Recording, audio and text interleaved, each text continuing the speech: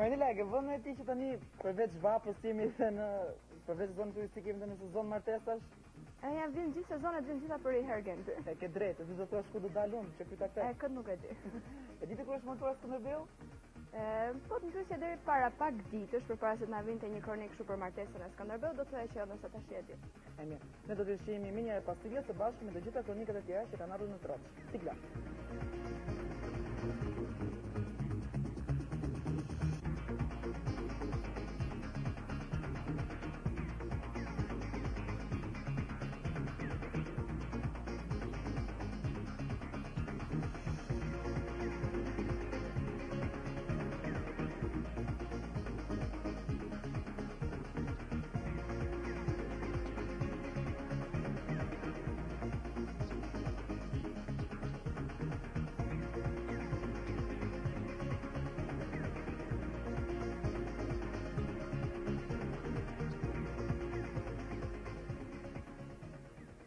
Shëndetje.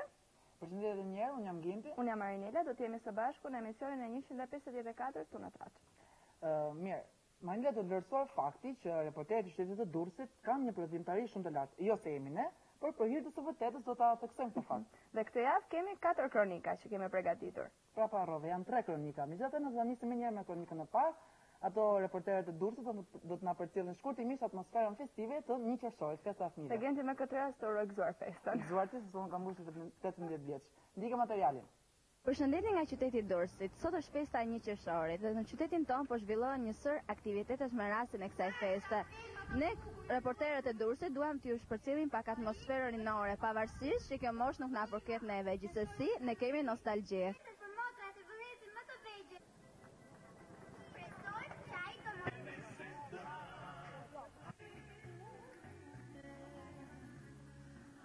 Qershori është festa e fëmijëve.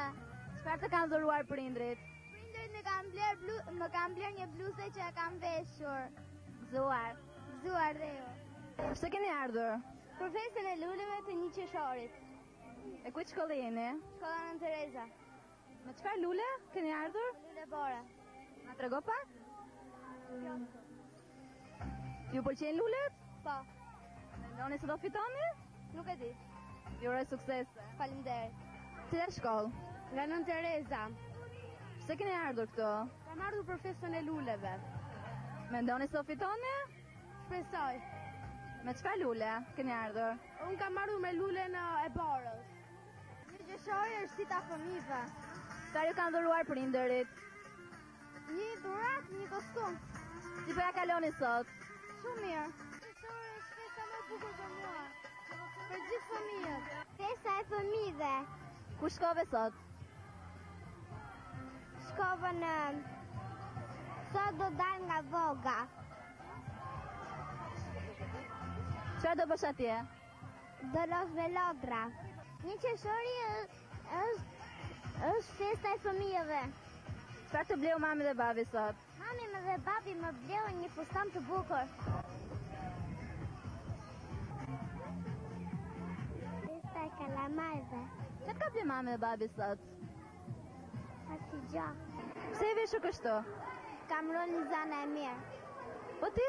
Unë jam Lulja, prandaj ja veshur kështu. Po ti pse e veshur kështu? Jam veshur sepse kam rolin e kësulkuqes. Çfarë bëre sot? Sot ne shkuam me klasën në shkollë, bëm disa prova dhe erdhëm këtu. Po ti pse e veshur kështu? Sepse kam në personazh Zorrën. Çfarë të bleu mami babin sot? Falat lehta. Po ti pse e veshur kështu? Sepse kam rolin e Repurushet. Çfarë bëre sot? Sot shkuam me klasën në shkollë dhe bërëm prova. Çfarë roli keni? Rolin e indianëve.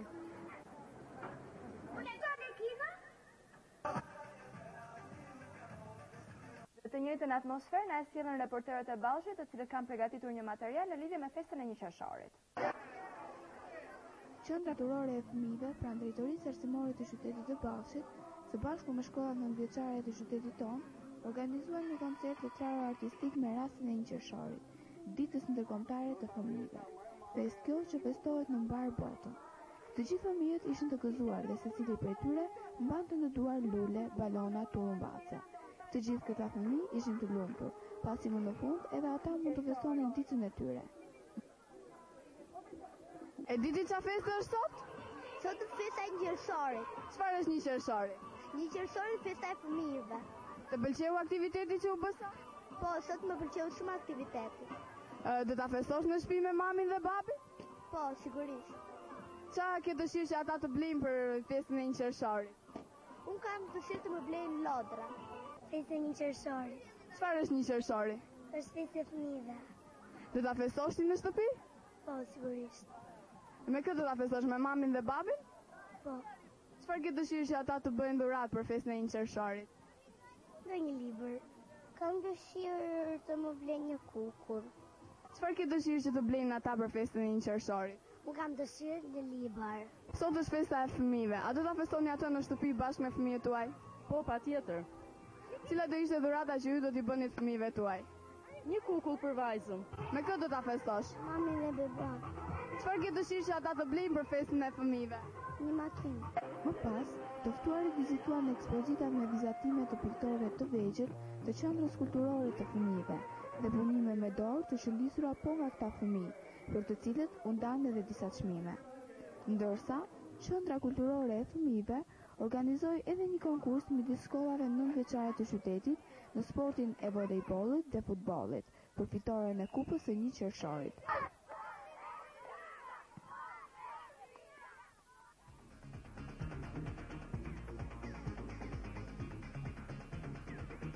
Ne do ndryshojmë temën, nuk do të flasim më për fëmijët, të cilët sapo kanë përfunduar festën e 1 qershorit, dhe do të flasim për veten tonë, pra për adoleshentët.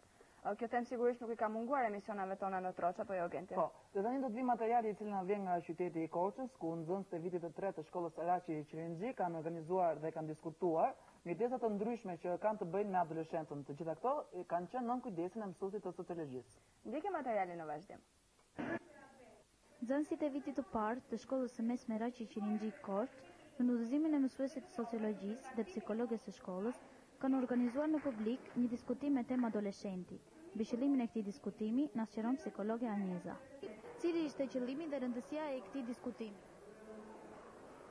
Aktiviteti të njohin vetveten ishte një aktivitet që nuk është zhvilluar vetëm në vitet e para të shkollës Araçi Qirinxhi, është zhvilluar në të gjitha vitet e të shkollave të mesme të qytetit.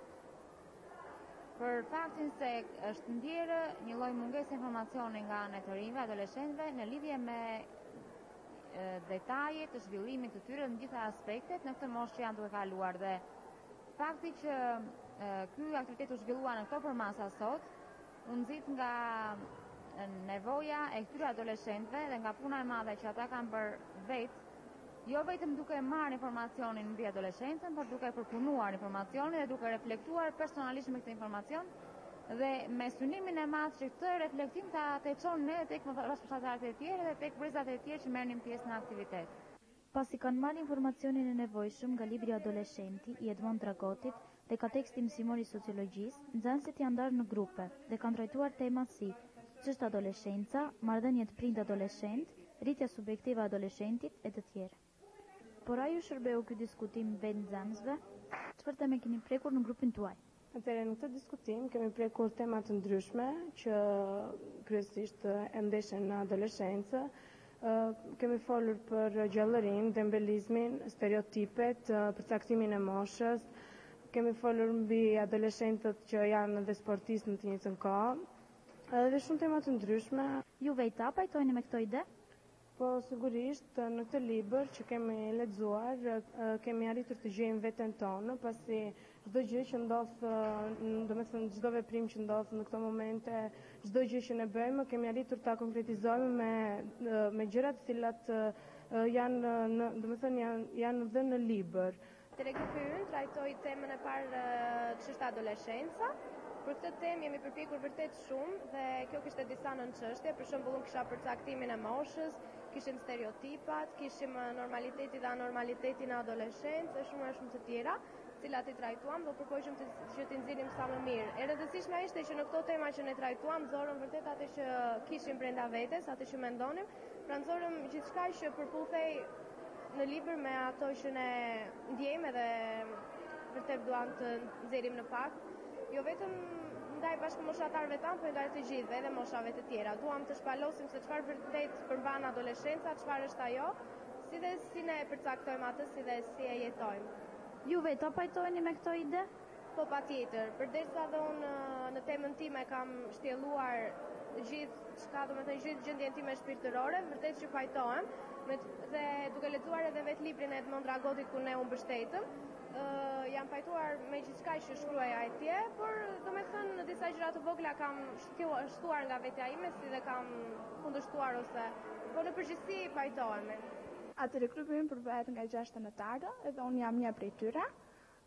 Tema ime titullohej Invitimi dhe unë zhvillova këta me një shoqen time, me Klaudion. Kemi punuar gjatë rreth një muaj, shpresoj se dolëm mirë, të paktën kështu të them. Punuam gjatë, u lodhëm dhe të paktën shpresoj që të gjitha të mund, që ne vëmë të gjitha të përpjekje, të dalim mirë dhe të fitojmë, domethënë simpatinë dhe adhurimin e të gjithëve. Ju vetë, a pajtoheni me idetë që trajtuat? Po, tek ai libër unë gjej një pjesë tjetër time, më duket shumë interesant, dhe është tamam historia pra e adoleshencës e neve, pra pikërisht të shkruar dhe të hedhur në atë libër. Po temat ishin më të ndryshme, si që për shembull që lidheshin me optimizmin, me frikën gjatë periudhës së adoleshencës, por në qendër të gjithë këtyre temave ishte vetë adoleshenca, një periudhë mjaft e bukur e ide, siç u trajtua edhe në gjithë diskutimin që ne bëm pak më parë. Vetë personalisht kisha 2 tema mjaft të rëndësishme, si vlera e mendimit adoleshent dhe morali, që kërkonin shumë shpjegime e tjera dhe që besoj se i realizovan në mënyrën e duhur. Pra ky projekt shërbeu për të informuar adoleshentët mbi këtë etapë jetësore që po kalojnë. Të shpresojmë se aktivitete të tilla do të vazhdojnë të organizohen në të ardhmen. Gjenti të pëlqen udhëtimet? Po, më të pëlqen. Ato që janë brenda vendit apo jashtë vendit? Bukuri ka edhe kur bën udhëtime brenda vendit tënd, pasi njihesh me atë tënd në vendlindjen, shërbenet e tora gjeografisë, por edhe kur del jashtë shtetit, pasi njihesh me jetën kulturore, se si bëhet një jetë atje, jeta si ndryshon në përgjithësi. Me që jetë e këto udhëtimet jashtë shtetit, ke dalë ndonjëherë jashtë shtetit kështu për udhëtime? Po, kam shkuar një krahasim me klasën, kushtoj pak shtrenjtë. Ekskursion. Po. Tani do të kalojmë te nxënësit e shkollës Faikonica në qytetin e Korçës, të cilët kanë organizuar një udhëtim në Turqi. Arsyet e këtij udhëtimi do të na i shpjegojmë te kronika në vijim. Tashmë është bërë traditë që nxënësit e shkollës Faikonica të seksionit 2 gjuhësh italo-shqiptare të bëjnë udhëtime mësimore në shkollën Galileo Galilei në Verona. Por këtë vit, udhëtimi mësimor u bë në Turqi në një shkollë italiane. Për më tepër, le të ndjekim fjalën e drejtoreshës Raimunda Grabocka dhe mësuesve shqiptar dhe italian.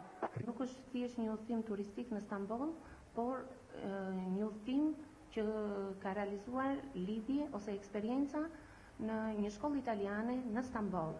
Shkollë që ishte krijuar në vitin 1888, pra kishim që të mësonim njëkohësisht ditëm dhe të jepnim eksperiencën tonë.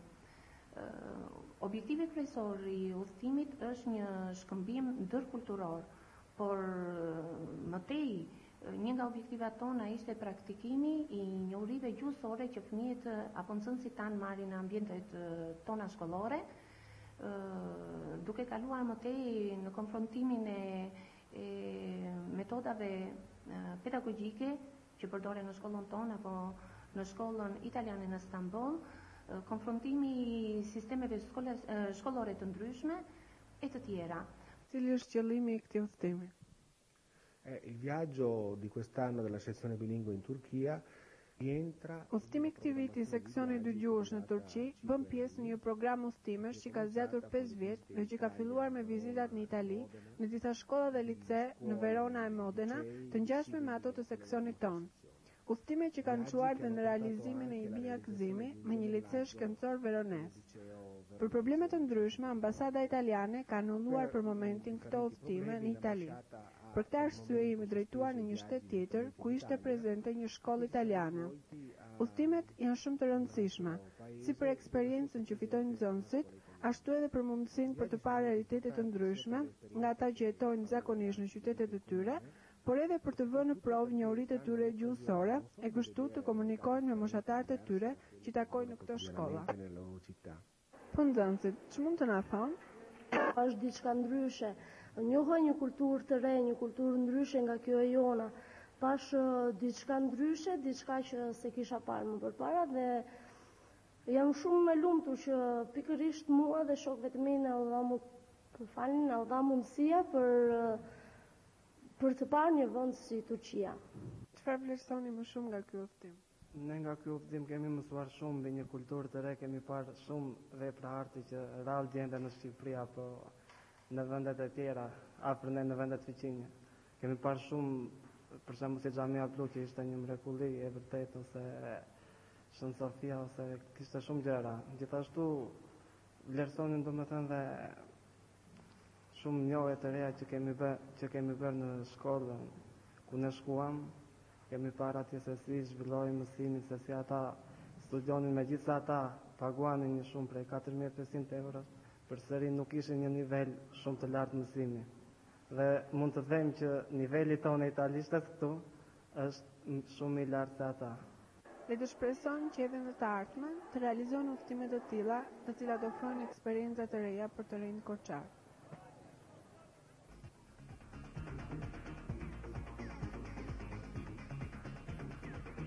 Një temë shumë interesante, ka të bëjë me shëndetin. Jo rrallë, na ka qelluar të qellojmë pranë një të aksidentuari dhe fatkeqësisht nuk kemi arritur të japim dot ndihmën e shpejtë.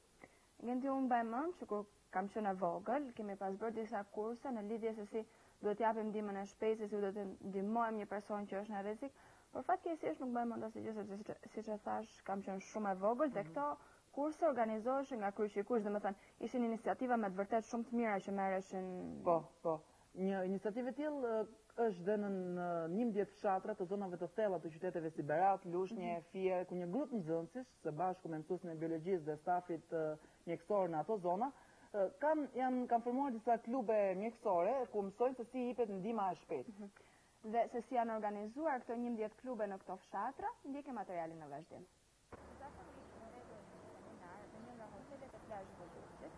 Kanë ardhur nga disa fshatra shumë të thellë, si Quzaj,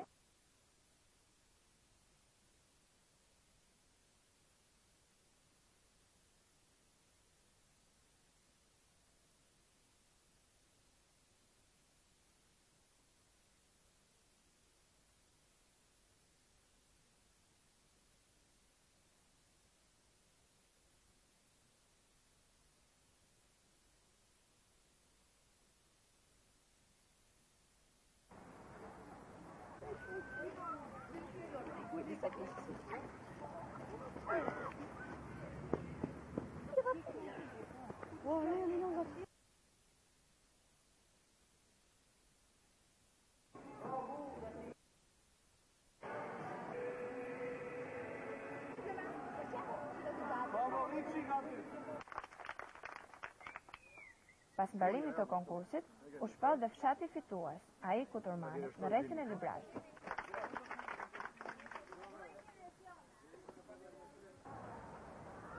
Si dole sot në konkurs? Sot në konkurs dolëm shumë mirë.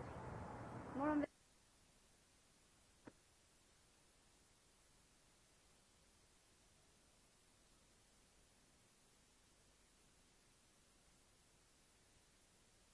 Klubeve të tyre të shëndetit kanë një jetë më të larmishme, por mbi të gjitha në dobi të komunitetit do të vazhdojnë të ekzistojnë edhe në vitin që vjen. Për sa i përket jetësisë projektit, unë do thoja që ne kemi pranë nesh një forcë shumë të madhe. Edhe në fshatra të tjerë, gjithmonë në zona shumë të thella të Shqipërisë.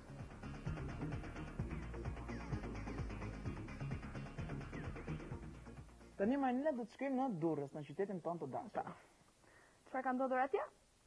Unë them ta fillojmë si fillim me kronikën e parë, është një ekspozitë. Në fakt Genti do të kujtoja që kemi disa emisione rresht që po prezantojmë ekspozita, punime arti të ndryshme.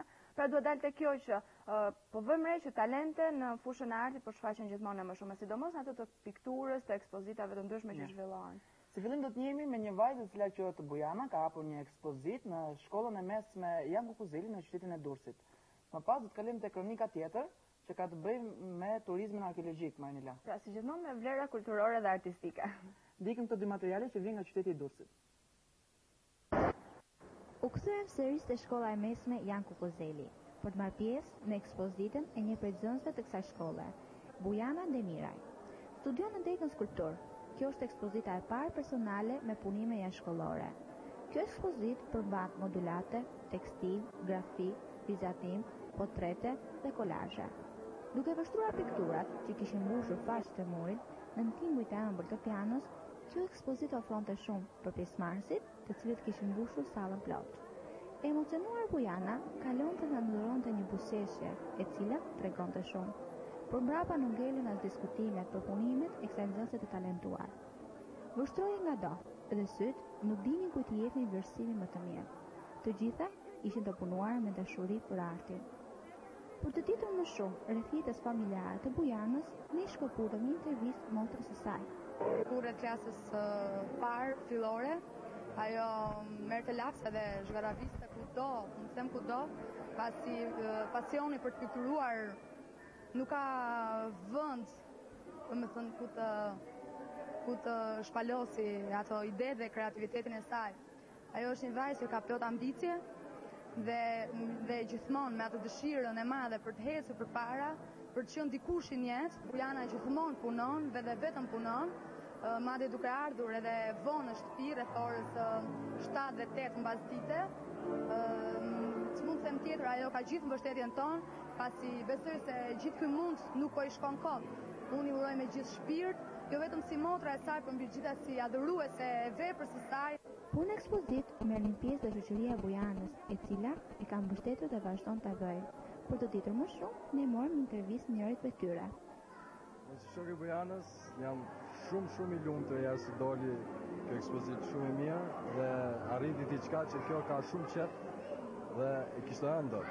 Edhe unë kam kaluar shumë mirë me të, që në vitë parë, edhe që në konkurs, kur kemi konkuru, që e kam njërë Bujanën, dhe kemi edhe tip, nuk e di edhe dhe vetë se kam shumë ka që mirë me ato, se edhe tipet i kemi shumë kundër. Ajo unë jam shumë i ndrojtë, ajo shumë në hapun i kështu, po e kemi kaluar shumë mirë, dhe më vjen shumë mirë që doli kjo ekspozit shumë. Po më shumë se çdo tjetër njeri, këtë mund na e tregoj vetë Bujana. Ne shkëputim nga ambienti i buzëqeshur i pikturave për ta pyetur më shumë rreth jetës, shkollës dhe të ardhmës së saj. Jam 19 vjeç, studioj në shkollën Jan Kuzeli, ose më mirë shkolla muzikës Durrës, në degën skulptur, maturante. Sa kohë ke qenë që merreni me art? Me art, në fakt, si të themi, me vizatim jam marrë që fëmijë, si çdo fëmijë që para pëlqen të vizatoj. Kam vizatuar në filloren 8 vjeçare derisa konkurrova në gjimnaz dhe fitova. Te kjo ekspozit kush e ka mbështetur? Mbështetur, të them drejtë, vetëm një profesor. Kam mbështetur profesor Genti, plus të tjerët kanë dhënë mendim shumë pozitiv. Dhe një fjalë doja unë, si thënë, dhe kam munduar të hap te ekspozitën. Sa kohë i kushton i artit? Them të drejtën gjithë ditën.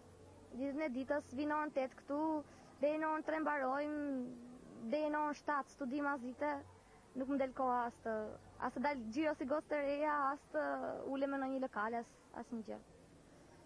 Cilat janë planet për të ardhmen? Planet të ndërën kemi shumë. Plani i parë është të konkurrojmë te Akademia e Arteve. Patjetër që pretendoj të hap një ekspozit tjetër, ky është fillimi, dhe mendoj se është pëlqyer.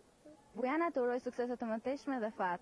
Faleminderit, ju falenderoj dhe emisionin Trot që jep mundësi të rinjve për që të shfalosin ose të tregojnë më mirë vlerat e tyre. Ne ju luajmë suksese në shkollën e lartë dhe sa më shpejt me një ekspozit tjetër.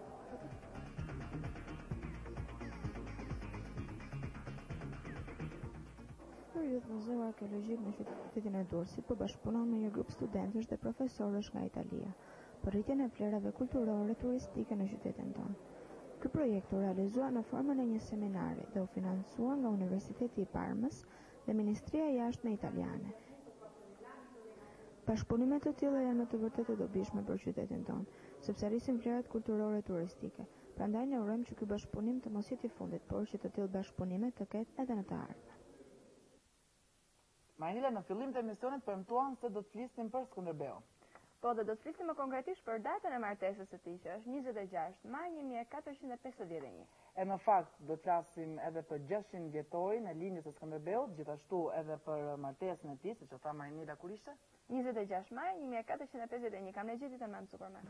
Të gjitha këto detajt na i sjellli kronika që vjen nga qyteti i Lushnjës dhe një sër aktivitete që janë zhvilluar në këtë qytet, në Ardenic për më saktë, me rastin e këtyre dy datave të shënuara. Për më gjatë materialin në vazhdim.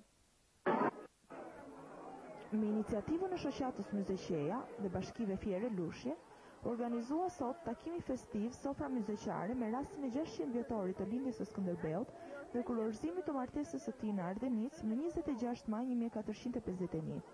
Në këtë takim festiv u realizuan shfaqje artistike nga qendrat kulturore, ekspozita, panaire librash, si dhe konkurset për rrethlëndës së historisë nga klasat e teta. Sipas drejtorit të drejtorisë arsimore Fier, kjo veprimtari synon të gjallërojë jetesën e fëmijëve dhe të përçojë atyre vlerat e trashëgimin kulturore e historike. Në sesionin shkencor, shkrimtari italian Franco Bruno paraqiti librin në të cilën përfshihet historia e popullit shqiptar. Ai shpreh mjaft entuziazm për këtë aktivitet.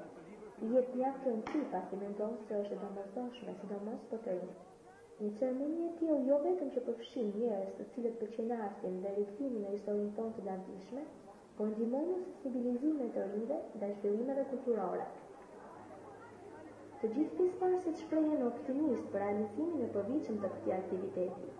Ne gjithashtu, pasi kjo vizitë na paraqiti një sër ndryshimesh, rrugët tashmë ishin rregulluar. Shpresojmë që vizita e ardhshme të na sjellë të papritura të reja.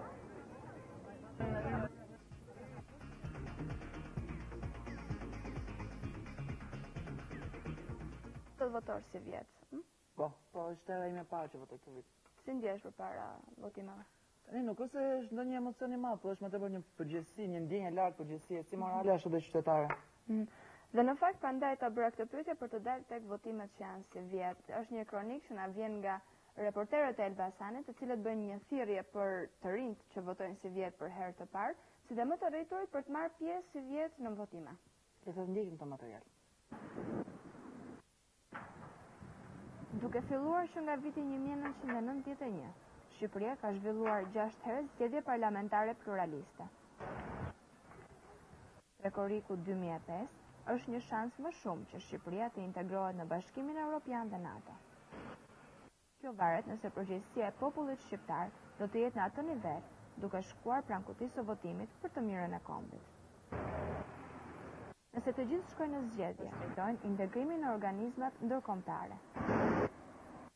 Pra, është një zinxhir i gjatë procesesh që e kanë nismën nga vota e lirë e individit, një obligim dhe e drejtë e çdo qytetari të vërtetë. Shqiptarët e kanë ëndër për të marrë një pasaportë si të gjithë evropianët, për t'i dhënë fund racizmit dhe pavarësisë mes kombeve. Qyteti i Elbasanit ka 3 zona elektorale. Sipas shtabeve elektorale të zonave, në Elbasan numri i votuesve është 60.000. Nga të cilët, votues të rinj janë 2760, ndërsa grup mosha që voton për herë të parë, 18 vjeçarët, janë rreth 920 vetë.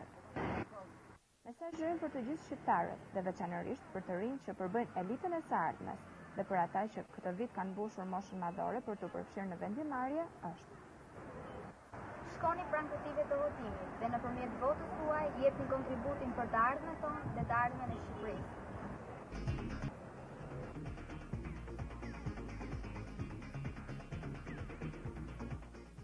Për kështu Marinela, i erdhi fundit e këtij emisioni, ndoqëm shumë kronika, midis tyre. Morëm vesh kur u martua Skënderbeu, folëm për 1 qershorin, festën e fëmijëve, edhe një gëzuar dhe ti. Folëm për të rinj, për adoleshentët dhe që është edhe më rëndësishme në këtë periudhë për procesin e votimit. Dhe ne i bëjmë dhe njërë tjere të shkoni të gjithë në kutijat e votimit. Dhe tani ka ardhur momenti të ndami, rikujtojmë dhe njëherë adresat tona të komunikimit, ajo emailit shkruajtroci@yahoo.com dhe për Radio Televizionin Publik Shqiptar, emisionin Troci. Dhe sigurisht duke ju rikujtuar këtë adresa, ju nxisim që të na shkruani. Mi qëra fjali dhe falenderojmë, bashkë të qemi në emisionin 155 Troci. Përpafshim.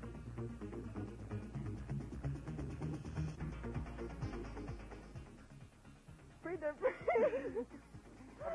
të më bëj me qeshku, pasaj të filloj. Po e qeshur si jeto. I ngeti goja dyre, po të thotë do më mirë. Në të të me. Hajde, përndje. O, largoja të të. Të ka bëhem bjonda. Pa tjetër, kam ditë lindjen qëshor, në gjonë ka 2 dorat, 19. Hajde në durë, që i kemë bashkë. Kënë të tërpë. Më mos kesh më të është. O, ashtë të Mas kemi galat.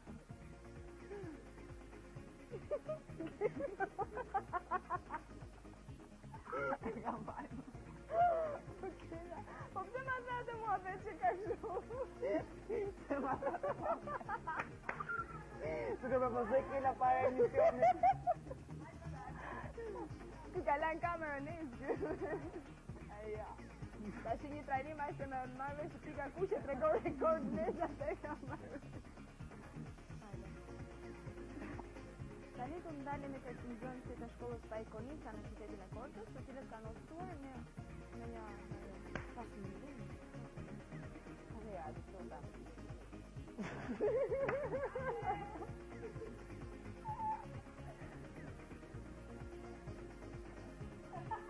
E a dy? Ne që bën ka pa afër katedrës. Po me po ashtu. O Indri. Do të kalojmë. Pritër sa. Po bene, fillojnë në trik. Tani do të shkojmë në qytetin tonë të dashur Marinela, se tua. Kene si ka njët nervat. Ne të zbutim nervat. Gjen ti do të votosh të djeto?